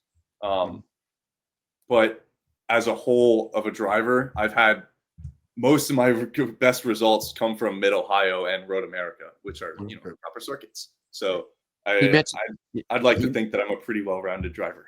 He mentioned Mid Ohio, Skratch. That's just north of Columbus. That's right up from where I was born. So we actually got to see a lot of IndyCar.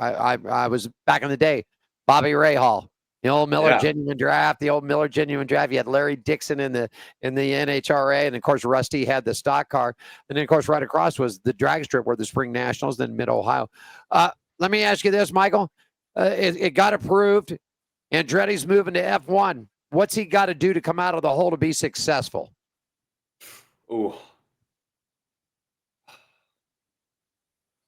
it's required. Gonna have a lot of work for. They have a lot of work cut out for them. Everyone that's been in Formula One has been in Formula One for ages. Right. What is the latest team to enter Formula One? And if they weren't a team that was just bought out by another program or another company or another race program, they essentially just took all of race teams in Formula One have just been around for so long that they've experienced all of the transitions. They understand the entire game. They understand the entire weekends and ins and outs of the car. And while 2026 offers these new regulations, and it's probably the perfect time for Cadillac to enter, I do think that they're going to be a little slow to start off. I could be completely wrong, which I hope I am, because being an Andretti driver myself, I'd love to see them perform well. Right. Especially with Colton Herta being the development driver for Cadillac, I think he would provide some really good feedback. And then you have Valtteri Bottas and Checo Perez coming in as the main drivers. They have a lot of experience as well. So I would love to see them come out of the gate swinging. I do think it's going to be really difficult to come in with all the experience that the teams you're up against have. Right. And fight for, top 10s, top 5s right out of the starting gate. So I think I would say it's an unrealistic expectation to be like, yeah, let's go win our first race. But at the same time, I'm still going to continue to root for that. Yeah. Did Colton Herta make the right move, leaving IndyCar to take this development position in F1? Do you think he did the right thing, Mike? From what I hear and what I know as in motorsports as a whole, if you have an F1 opportunity, you take it, because the amount of people that get that opportunity is so slim that even if you don't like it, like you take it, because that only helps your career as a whole. Right. So even if you're last place in F1, that is helping your career, no matter where you come from. So that's why I think he's making the right move, because F1 is, while I don't 100% agree with it, F1 is put on a pedestal now, and it is the most sought after, most watched racing series on the planet, and it's the fastest cars on the planet, while being the most expensive and mainly just full of politics nowadays. But yeah. I think a lot of it is it's exciting. It's a great product, and there's a reason why so many people watch it, right? And I think from a driver's perspective and a driver's standpoint, you have to take that shot, and that's why I think Colton's doing the right move. As much as I think he is an Indy driver through and through, and that's where he belongs here, he has to take that shot, because I think that only helps him in the long run. That's some great insight right there, because I would have, as big of a race fan as I am, I would have just never thought that. I would have just never thought that. Yeah, look at it like Logan Sargent. He had a rough time with Williams, and while I don't believe he had the same car that his teammate had, I do. It's putting him in a great position to move forward, and he took a little while off of racing, but he came back and he's in an LMP2 seat. I don't think he's paying for that. I think he's good. Like every driver is at some point in their lives been like, I want to race Formula One. And and when you do, your career is pretty much just set. So even if it's not like guaranteed that you're racing F1, you can do something in motorsports for the rest of your life. If you're racing Formula One. Michael D'Orlando has joined us here, man. Drives for Andretti and the open wheels, and we wanted Michael on the show because, like we said when we started this interview today, Skratch and I are stock car guys. We're dirt slinging guys or drag racing guys. Hey, let me ask you this, and we'll get you out of here. Appreciate your time. A lot of drivers are doing some crossover stuff. Prime example, Tony Stewart. Let's look at Tony. Went IndyCar racing, went to NASCAR. Now he's in a drag car, won an alcohol championship, won the season championship in the Top Fuel. Now he's in contention, him and Colette are in a head-to-head battle here. If an opportunity to say somebody came up to you and said, Michael, we want to put you in a John Force bunny car, would you strap in and take a ride? Oh yeah. As a motorsports guy and a car guy, I would put me behind the wheel of anything. I will drive it. That's what we like to hear right there. That's just me. I live and breathe the sport, and sometimes I don't follow it as much as I should, but I'm still. You put me behind the wheel, and I'm gonna have a smile on my face. It doesn't matter what it is. I could be driving a bus. As long as I'm racing the bus, I'm fine. I love to hear that as a fan, man, because I always say if you put numbers on it, paint it, put some stickers on it or whatever, man, I'll and race it, I'll watch it, man. I don't care. Let her rip. That's me. I don't care. Yeah. What you got to understand, Michael, is that Skratch races junk. I do. I race enduro cars. You know, where we take all the safe stuff out and then we get in it and go out there and beat on each other and stuff. Yeah, I race those. My brother just did a 24-hour of champ car race at VIR a few weeks back. And it's funny because he shows up with a fitted suit, like carbon fiber helmet. And everyone's like, oh, get a load of this guy. But he was saying like that was so much fun because he's sitting in essentially like a piece of junk. Yeah. It's not, but it is to like and in terms of a pro racing series, it's not a pro car whatsoever. You feel like it's falling apart on you, and you have to do 24 hours in it. That's great. I raced a 2015 Toyota Camry. You know what I mean? That was rear-ended. Like I got a tow company, C&L Towing. That's my sponsor. So I tore up a Ford Focus already.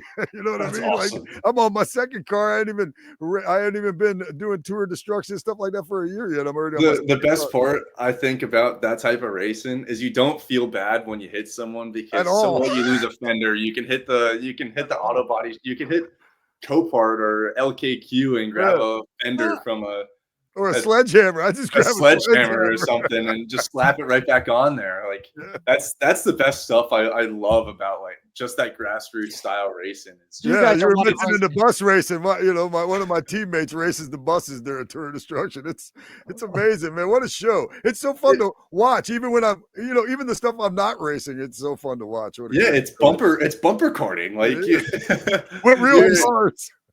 You're gonna like this. You're rental karting. You're gonna like this, Michael. Skratch. Show him the rabbit. Oh, the rabbit. He straps this thing on. This poor rabbit. Wait a second. You're gonna see I haven't yet, but I'm going to. There he is. There's a long story behind this rabbit. It's my lucky rabbit's name's Foot. Now, I'll just tell you the quick story. For whatever reason, my ex-girlfriend, when she moved out, left this on my pillow. And now I'm going to strap it to the front of my enduro car and smash it all to hell. He actually, he wants to put a GoPro. He wants to put a GoPro on the poor little rabbit's head, and so when it gets smashed in, it's smashed. Body cam. That's what it's my lucky rabbit. That's all I could think is I don't know why you left it on the pillow on the way out the door, but I've raced once since then, and I left the rabbit at home. I was so upset. I left the rabbit at home, but we're gonna strap it to the front of the car and buddy cam. Take care of it. Yeah. It's the rabbit cam. It's the funny rabbit cam. That's too good. You be sending it up on the inside, breaking like 50, playing chicken in the break zone with them. It's like bunny cam. So we're gonna definitely intentionally hit something or someone that night.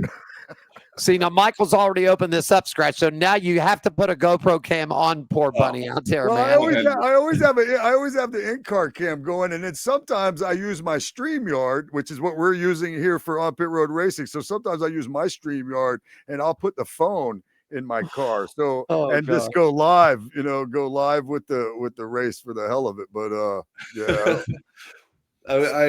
crazy.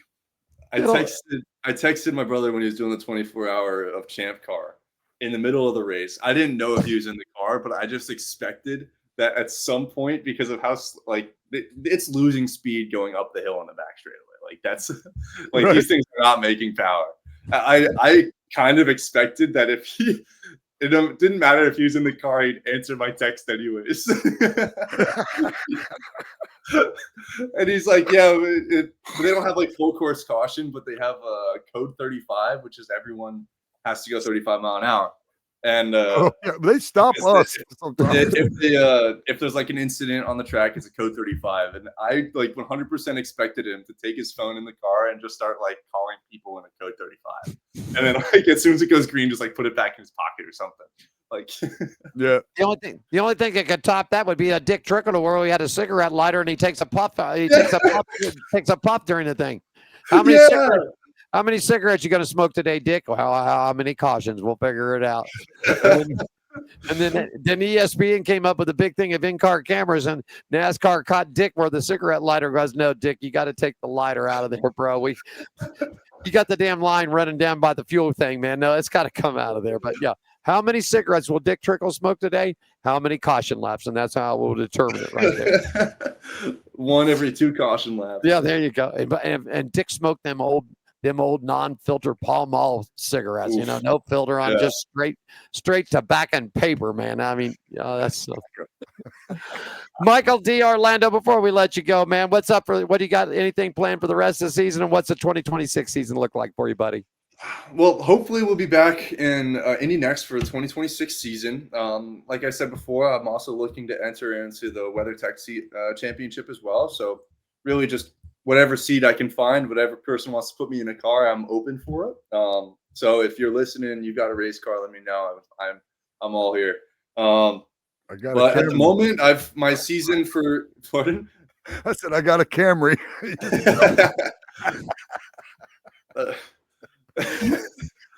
Anyways, my season this year has come to an end, so I'm hanging out with a couple of friends of mine this weekend at Circuit of the Americas, driving some cars, and that'll be kind of fun. And otherwise, I'm gonna hit Petit Le Mans and enjoy that race. And until then, I'm gonna try and find some other races to go watch, go hang out with a couple of cool guys, and focus on next year. So yeah, that's kind of my plan. So right now. Okay. Where can we find you social media wise, and where they get in touch with you? Sponsors, if they're looking to get involved, looking for some money, help the guy out, man. Let's do it. Tell them where they can find you at, bud. Well, you can find me on Instagram, Michael D'Orlando Official, on X, Michael D'Orlando, Facebook, Michael D'Orlando Racing. I'm on all of those, and as well as you can find my website, DOrlandoRacing.com, and my personal at MichaelD'Orlando.com. So yeah, that's everything you need. We want to extend an invitation to you, my friend. The 2026, we're wrapping down. Everybody's wrapping the 2025 season up, but for 2026, we would like to invite you on. I know your schedules are busy. Whenever you have time to come on, talk open wheel racing, keep us updated with what's happening in IndyCar, IMSA, the WeatherTech Series, F1, and that. But we'd like to extend the invitation for you to join this nutty bunch. I think he fits in pretty. I guess the next time if we interview Michael and if he holds up a rabbit, we got him locked in, man. Send him a rabbit. Yeah, it sounds like a plan, guys. Yeah, let me know, and I'll let you know when I've got some time, and let me know when you guys are on. And I'll see if I can make it happen. Hopefully he won't hold up a rabbit. Hopefully his personal life goes in a better direction than mine does. Yeah, let's hope it's not a rabbit. There you go. Have a great time. Have a great time at the circus this weekend. Enjoy your friends and family down there. Thanks so much for spending a half hour with us. Michael D. Orlando for you. IndyCar driver from Andretti right there, my friends. Have a great day and a great weekend, my friend. Thank you, guys. Have a good one.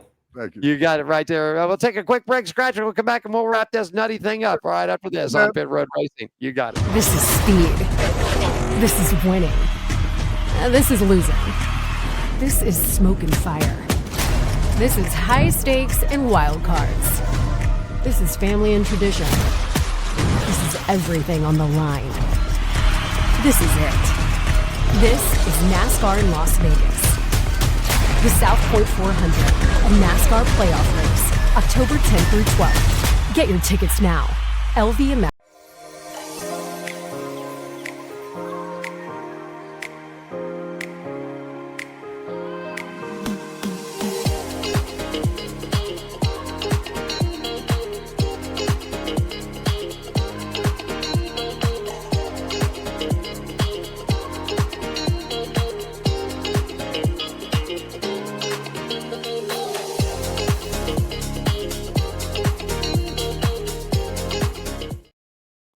Oh, yes, indeed. Back at you. I was just checking my I missed the Facebook. cue. I just missed the cue on that one. Anyhow, I want to thank Mike. He's a good guy, and it's gonna Yeah, have I to. like him. We got to send him a rabbit, man. We got to send him a rabbit. I'll send him this one after I smash it up. We'll mail it to him. Whatever's left of it, whatever's left on the car, we'll mail to him. We'll send him a piece of the car real quickly. High Bank show tomorrow. Go ahead and talk about it real quick. Go for it, buddy. Yeah, man, we're going to be on the High Banks tomorrow, the hottest sports show. It's not sports show, but racing show, because that's what we do here.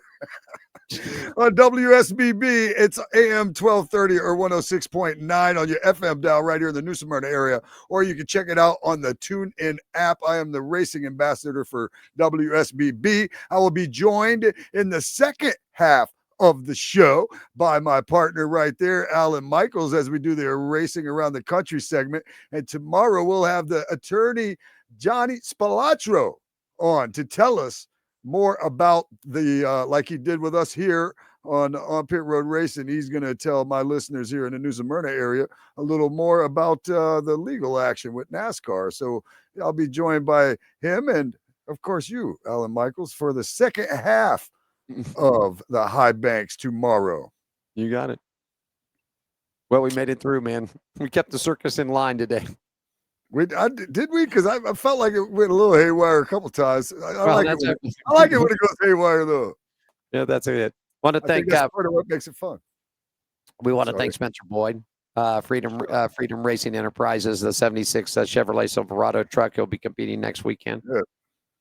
Also want to say a big thank you to Michael D. Orlando. Also, Christopher Bell. What a great guy. Great guest today, my friend. Great guest.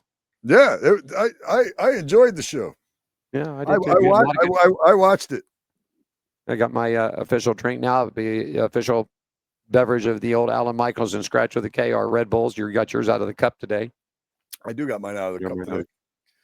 All right, pick one Kansas this weekend. Who are you going for? I don't even know. Kansas. Dorothy and Toto. You can see him at the Sphere for $250 a ticket, man. Is that what that is? I keep seeing this thing at the Sphere, but I don't know what it is. $250 a ticket. 200. They're doing $2 million a week in sales on this thing. Oh my goodness! Really? What is it? A show? It's The Wizard of Oz, the movie. Dorothy, Toto, inside the Sphere. Scarecrow, Tin Man. The movie. Yeah, it's the Wicked movie. Witch. They're playing the movie inside the Sphere. Cost you $200 to see it. Man.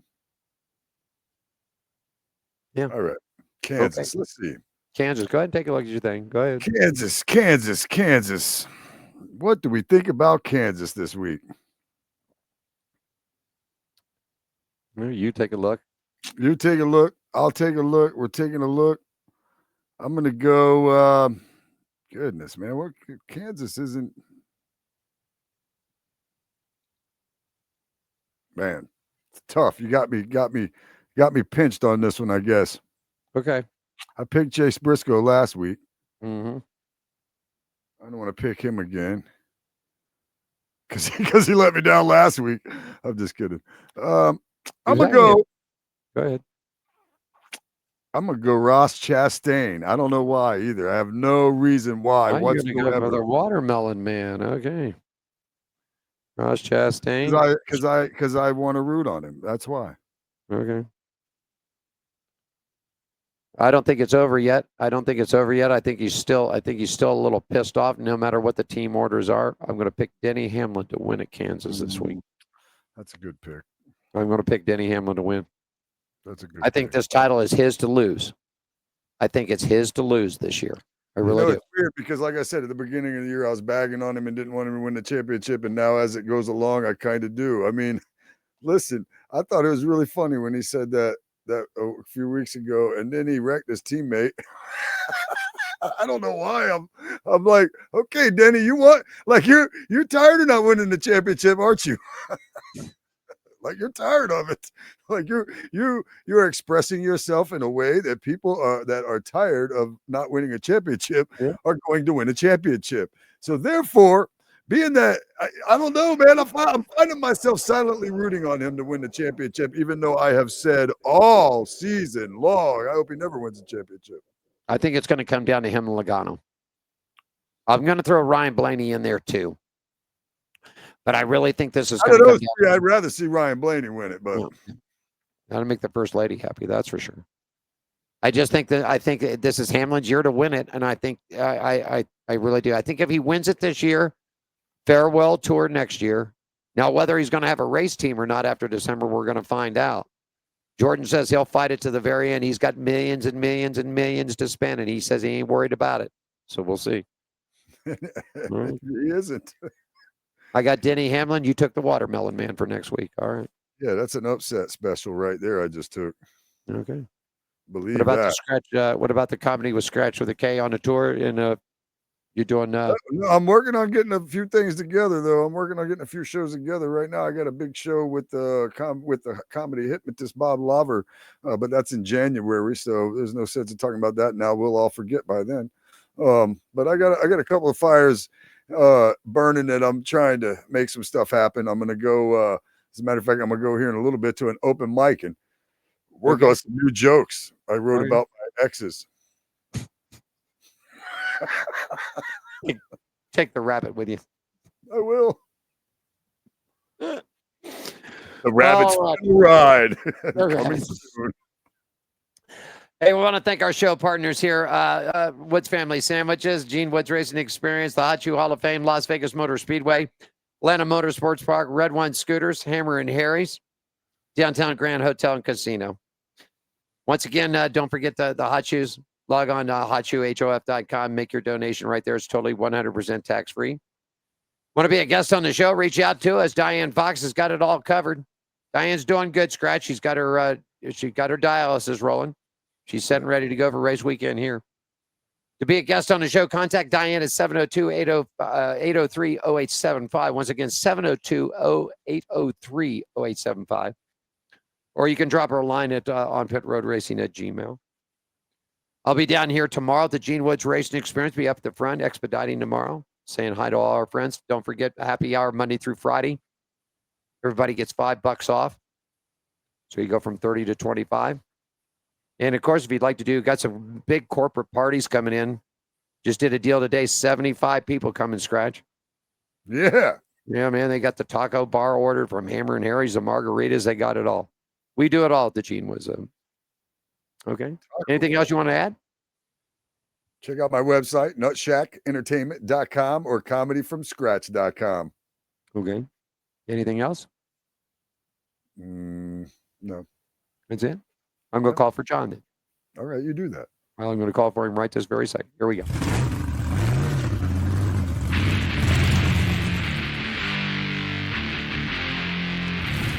From my buddy Skratch of the Cave, the Nutchuck Studios, Daytona Beach, Florida, Alan Michaels on Pit Road Racing in Las Vegas. Thanks to Spencer Boyd, NASCAR Craftsman truck driver, Christopher Bell from Joe Gibbs Racing, Michael D. Orlando from Andretti. You guys enjoy racing this weekend? We're back next Thursday, 3 p.m. on the West Coast, 6 p.m. on the East. Thanks for joining us for On Pit Road Racing. Follow us on our website, Facebook, Twitter, and Instagram at On Pit Road Racing. On Pit Road Racing is written and produced by WCOBN TV. I'm John the Announcer for On Pit Road Racing.